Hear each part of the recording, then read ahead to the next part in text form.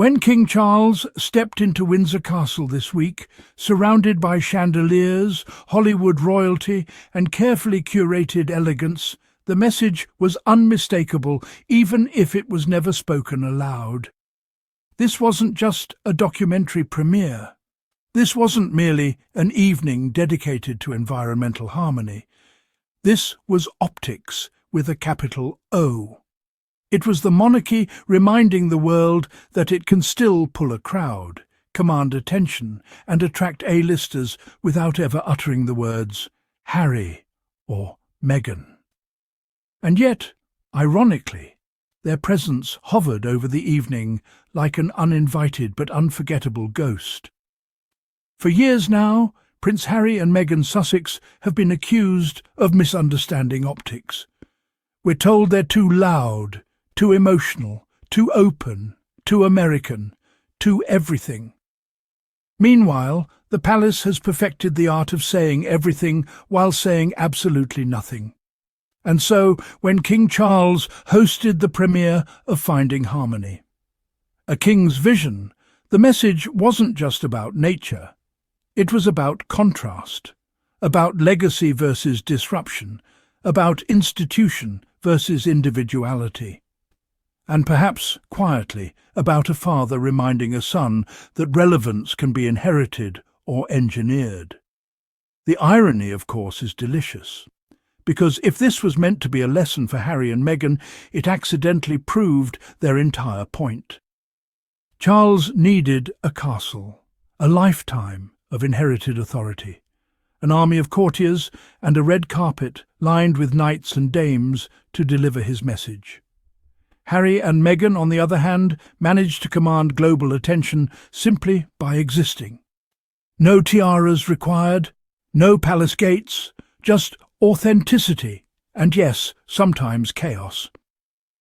The Duke and Duchess of Sussex moved to the United States in 2020, not because they wanted fame, but because they wanted freedom.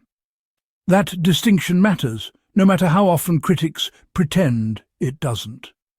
Hollywood was never supposed to be a fairy godmother.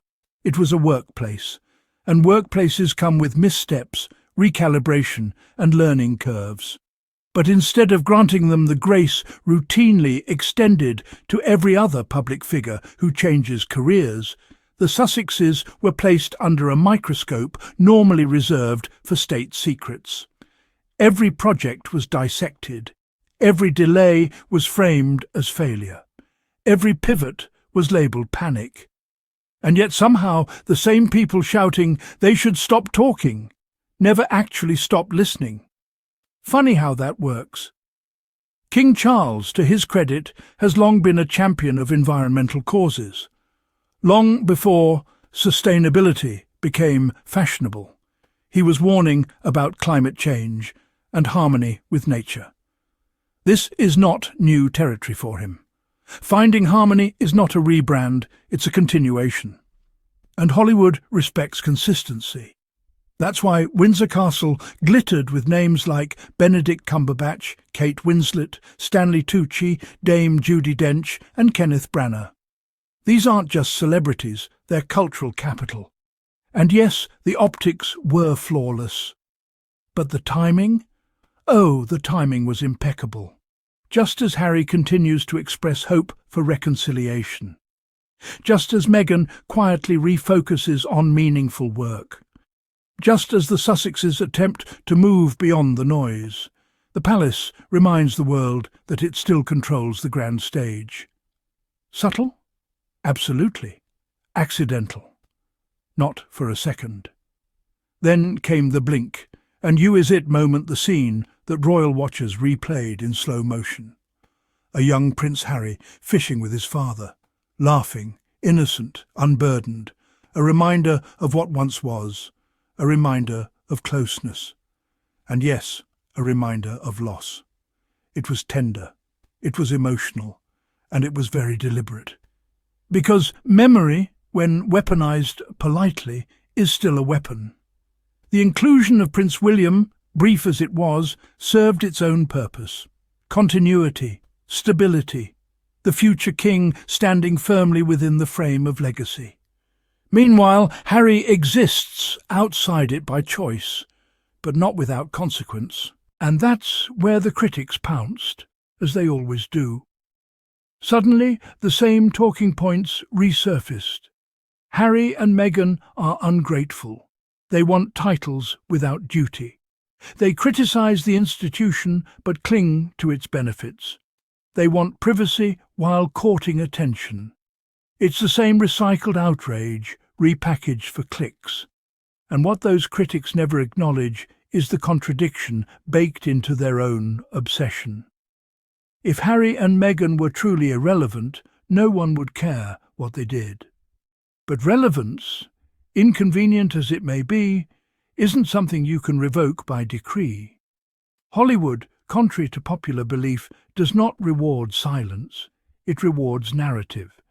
And Harry's narrative, messy, painful, human, is compelling because it exposes cracks in systems people were told never cracked.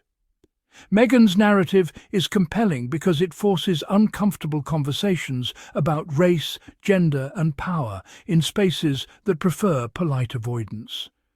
That is not failure, that is disruption. So when commentators say King Charles is showing his son the right way to get noticed by Hollywood, one has to laugh. Hollywood noticed Harry the moment he told the truth. Hollywood noticed Meghan the moment she refused to shrink. What unsettles critics is not that the Sussexes are loud, it's that they're uncontrollable. The palace excels at managing image. Harry and Meghan excel at revealing reality. And those two things will always clash. What this Windsor Castle evening truly demonstrated was not superiority, but difference. Charles operates within a system that rewards patience, restraint and permanence. Harry operates within a world that values immediacy, vulnerability and change. One is not inherently better than the other, but pretending one invalidates the other is intellectual dishonesty. And let's address the elephant in the room: reconciliation. Harry has said repeatedly that he hopes for it. That hope alone should tell you everything you need to know about his character. This is not a man trying to burn bridges for sport. This is a man trying to protect his family while still leaving the door open. That nuance is rarely granted to him by those who profit from painting him as permanently angry. Meghan, meanwhile, continues to be scrutinized for breathing. If she speaks, she's accused of seeking attention. If she stays silent, she's accused of scheming. If she smiles, it's calculated. If she doesn't, she's cold. At this point, criticism of Meghan says more about the critic than it ever will about her. And yet, despite it all, they endure. They adapt. They recalibrate. They continue. Which brings us back to optics. Yes, King Charles pulled a crowd. Yes, Windsor Castle sparkled. Yes, Hollywood applauded. But crowds disperse. Applause fades. What lingers is conversation. And Harry and Meghan, whether anyone likes it or not, still dominate that space. Their story is not one of downfall. It's one of transition. And transitions are always messy before they are meaningful. So, if this was meant to be a lesson, perhaps the real takeaway is this. There is more than one way to matter. There is more than one way to lead. And there is more than one way to leave a legacy. King Charles seeks harmony with nature. Harry seeks harmony within himself. Meghan seeks harmony in a world that rarely extends it to women like her. All three pursuits are valid, but only one is routinely mocked for daring to exist outside palace walls. And to those still rooting for the Sussexes to fail, keep watching, keep commenting, keep clicking. Because the strangest irony of all is that their loudest critics remain their most reliable audience. This is Sussex Insights, where we look past the velvet ropes, past the palace lights, and straight at the truth they hope you won't question. And the truth is simple. Harry and Meghan are not losing relevance. They are redefining it.